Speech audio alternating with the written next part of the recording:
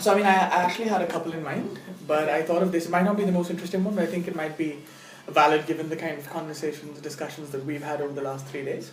So this is basically a story about how, so it's personal interaction that I've had with someone, but it's interesting given, like, we talked about the fact that, like, a large part of the reason India is still regressive and has a lot of the old kind of customs and rituals is because of the kind of, like, when the British were part of India and stuff like that, and that's perhaps the reason why, some people are kind of steeped in those customs, etc., and which is the reason perhaps why we're backward.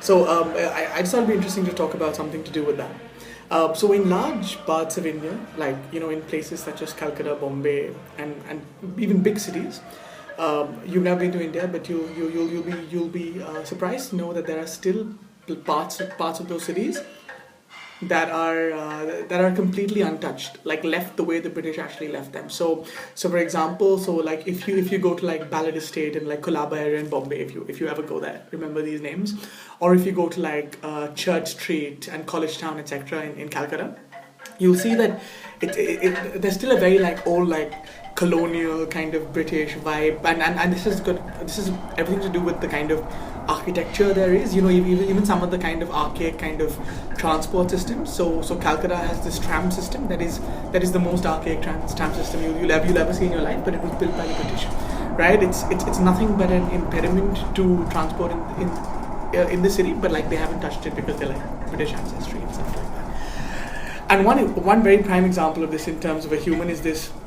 It's this 96-year-old gentleman who basically started a Parsi. So a Parsi is kind of an Iranian/Indian kind of restaurant in the Colaba area in Bombay when he was, I think, 21, 22 years old. And he was kind of like one of those gentlemen that really thought like the British brought a lot of good to India and kind of revolutionized it and like, basically made it the country that it still is today. And we have to be very thankful for it. So he was 21 when he started this restaurant. He's now 96. His restaurant is now among the top 3 best restaurants in Bombay. Like, it's one of the it's also very, very good food, one of the nicest places to eat. But if you go there, like, it's this rundown kind of like mill kind of like, again, very, very colonial, very, very like, majestic in a lot of ways, but very old majestic, Throughout his restaurant, which is kind of huge, he now has paintings and pictures of the Queen, etc., right? And about 10 years ago, he actually went senile. So the restaurant is now kind of owned by his sons and grandsons and stuff like that. Though, given he started it, I think he still got this very like personal angle. So he likes to be there all the time and talk to the customers, talk to the clients. So it's really funny because I go there quite often. He's so senile he doesn't remember. So I must have gone there 50 times. He comes and he talks to me like I'm a first time customer.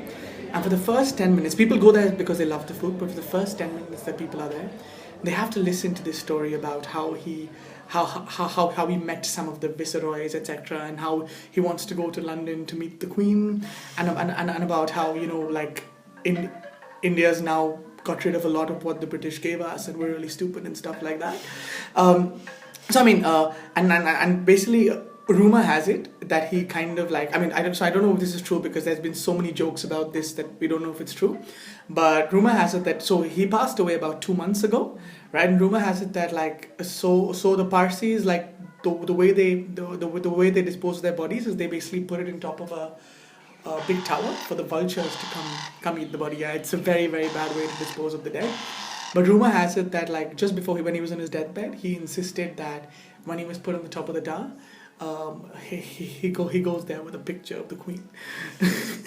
So this is basically, so the rumor has it that like about 6-7 days later, when they go on top of the tower to like whatever, like of course like there were not much remains of gentlemen, but like the Queen's picture was kind of intact and like lying there in a lot of ways. So again, like it might not be the best story, but I just thought it'd be kind of interesting given the kind of conversations we've had. Yeah.